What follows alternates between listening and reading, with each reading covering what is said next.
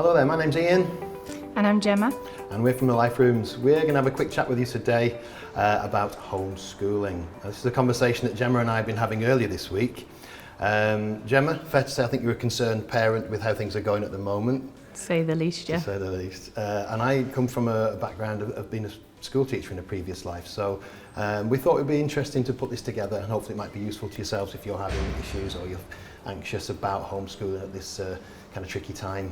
So, but first things you were saying to me, the social pressure, the mums groups, the parenting groups, how are you finding that? What was your findings with that then? I know everyone's sharing their little bits and pieces and their little tricks and traits, and everyone's in their own different circumstances and their own situations, but I think it's really easy for people to take on the thought of, oh, I'm not doing as well as them, or, you know, I'm not fitting in that much, or I don't really get that part of it, and you begin to, you know, doubt yourself on your ability. And then I started thinking, well, is she going to start falling behind my eldest, who's in school? My youngest's not yet. So then my anxiety started going a lot in regards to how much she should be doing a day, what should she be achieving, is she going to fall behind? Yeah. And so it came to you, really, didn't I? Because you're a teacher. I think the first thing is we've got to say a lot of this stuff is out of our control. Okay, we've got to acknowledge that there's things we can control. There's a lot of it we can't at the moment. We're not school teachers. Most of us are not school teachers. So the expectation that you can do 6.5 hours a day of schooling is out of the window. That's not going to happen. Okay, I'm going to say as an ex-teacher that this is not ideal. Of course it's not, but it's a blip in your child's education. They've got years of education to come. Teachers will be on this ready for September or whenever they go back to school. It's not going to make a massive difference. Okay, so we've got to take the pressure off ourselves. You're not a trained teacher, you can't expect it to be. You're running a household, you've got different age children, we've got jobs to hold down. This is a tricky time for everybody, so try and take the pressure off. The idea as well with thinking about the mums group you mentioned as well, that pressure from social, it can be really useful, of course it can, but there's always that idea that someone else is doing it better. We have to give ourselves a break from that and take what we can, but try not to be comparing to others. We're doing the best in our situation. We've got a lot of responsibilities at the moment. Something that works for me in my situation, my little boy is 7, is setting up routines for him. I've given him a weekly timetable, and then each day he has certain tasks that he has to complete. Some of those are school related or learning related. Some of them are just domestic things like brushing his teeth and combing his hair. Some of them are pleasure. Some of them are quiet time. One's about behaviour. And it gives the child a focus, because that's something that they're going to really miss now. Our routines have changed, haven't they, as professionals, as family members, so it's the same for children. So think about that. Think about building in rewards during the course of the day, during the course of the week. Is there something the child can work towards? Because that will help them maintain that structure, so they eat regularly, they're up and dressed, not sat in pyjamas all day and on computers and things. It's important, we see this as an opportunity, I suppose, as well, is that we don't get time to spend at home like we've been sent home at the moment. We don't get that time normally to spend with them, so use it to read, to share, to enjoy things. It doesn't have to be structured schoolwork, although that can be helpful as well, of course. Think about downtime. Children need time to reflect, to decompress, and just to be themselves, to play, and that's really, really important as well. How are we with technology in your house? Are we computer mad?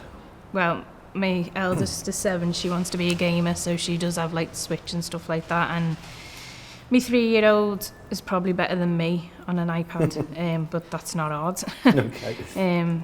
But yeah, she is really good, and it was a suggestion to put in the parental control locks on the Switch when I finally figured out how to do it. I think she actually showed me. Right.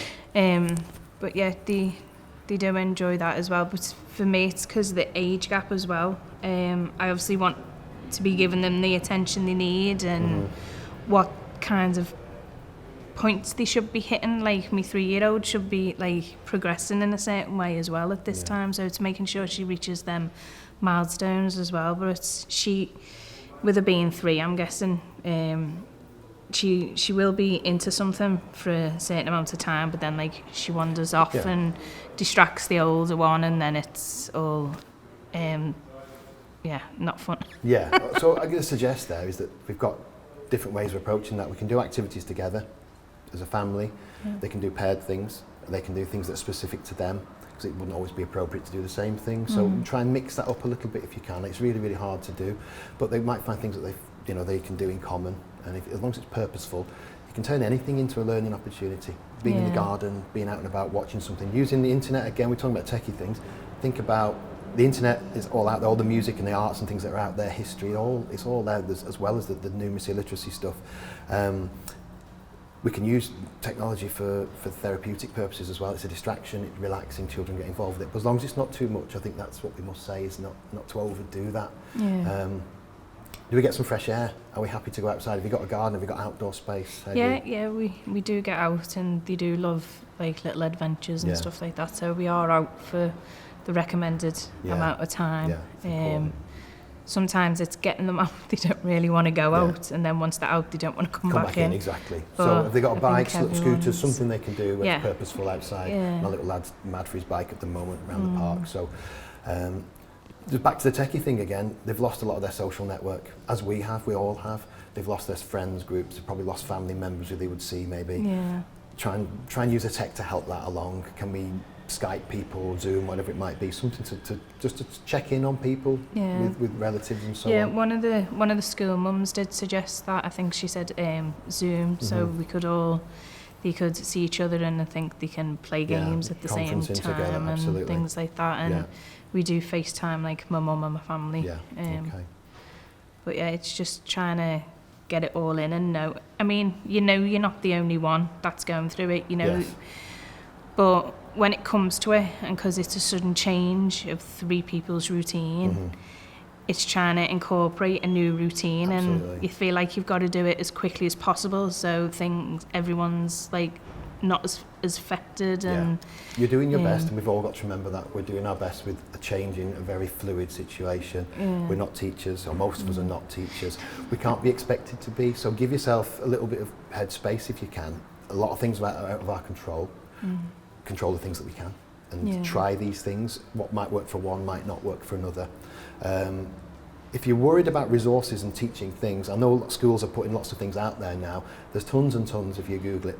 Places to recommend, things like the BBC, Twinkle is another website, primary resources if you've got primary age children. There's loads of material there, school related stuff, but don't be too obsessed with that. There are books and things available you can get online, and mail delivery and so on.